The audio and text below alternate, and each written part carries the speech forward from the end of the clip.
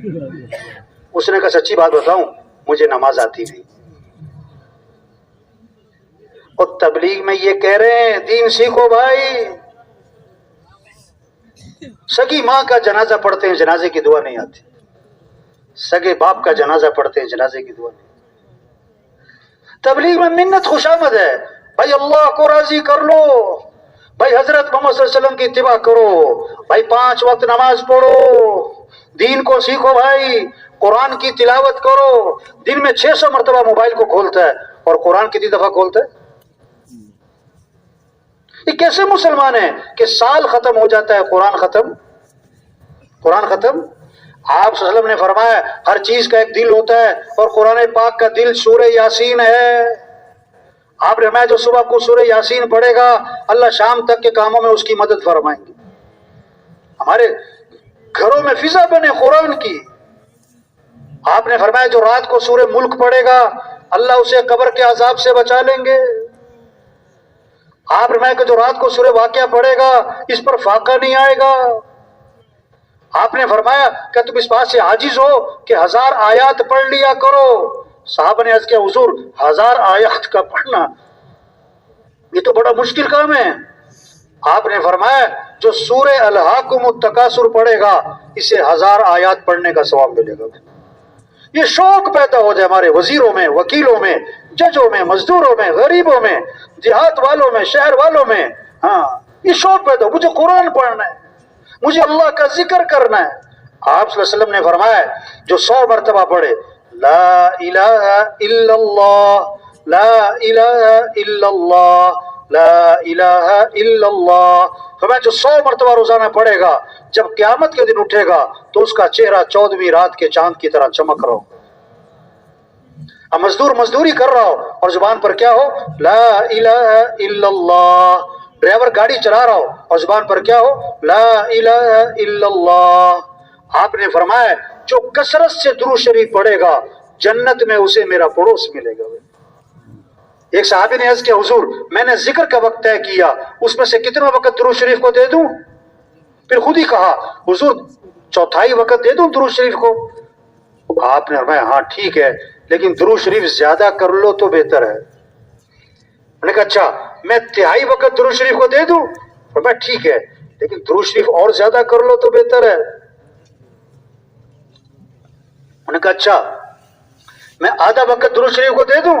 میں ٹھیک ہے لیکن درود شریف اور زیادہ کرو تو بہتر ہے. انہوں نے کہا اچھا میں 2/3 وقت درود شریف پڑھتا ہوں 1/3 باقی اذکار.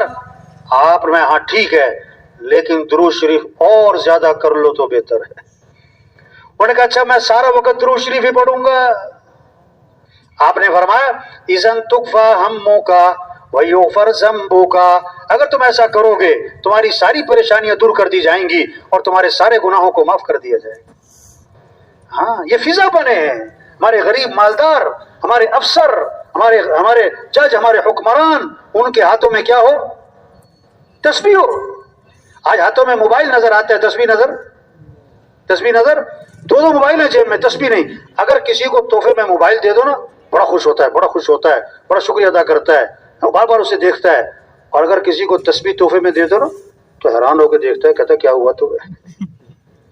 آج بچے کو بھی چپ کرانے کے لیے کیا دیتے ہیں؟ نہیں تسبیح ہو اللہ کا ذکر کرو، درود شریف پڑھو. چھوٹا سا درود شریف بتاؤں صلی اللہ علی النبی الامی صلی اللہ علی النبی الامی صلی اللہ علی النبی الامی. جیسے برفی میں مزہ آتا ہے نا کھانے میں، جلیبی، گلاب جامن، ہمیں مزہ ہے کس میں؟ اللہ کا نام لینے میں. درود شریف پڑھنے میں کیا ہے؟ مزہ ہے. ہاں ہمارا زمیندار ہل چلا رہا ہو اور زبان پر کیا ہو صلی اللہ علی النبی الامی صلی اللہ علی، مستورات گھر میں روٹی پکا رہی، آٹا گوندھ رہی اور زبان پر کیا ہو صلی اللہ علیہ وسلم صلی اللہ علیہ وسلم. درود شریف پڑھنے کا شوق پیدا ہو جائے. آپ نے فرمایا جو کثرت سے استغفار کرے گا اللہ ہر تنگی سے اسے نکالے گا، پریشانیوں سے بچائے گا. اللہ وہاں سے رزق دے گا جہاں سے وام و گمان بھی نہیں. استغفار پر باتیں ہیں وَمَا كَانَ اللَّهُ لِيُعَذِّبَهُمْ وَأَنْتَ فِيهِمْ وما كان الله معذبهم وهم يستغفرون. اللہ فرما رہے ہیں کہ اے محمد صلی اللہ علیہ وسلم جب تک آپ ان میں موجود ہیں نا ان پر عذاب نہیں آئے گا، اور جب تک یہ استغفار کرتے رہیں گے ان پر عذاب نہیں آئے گا. استغفار کی برکت سے عذاب ٹل جائیں گے. یہ فضا بنے درود شریف استغفار، اس سے مسئلے حل ہوں گے. استغفار کی برکت سے مسئلے حل ہوں گے. عقل سے نہیں، تیزی ذہانت نہیں، اللہ مسئلے حل کرے گا.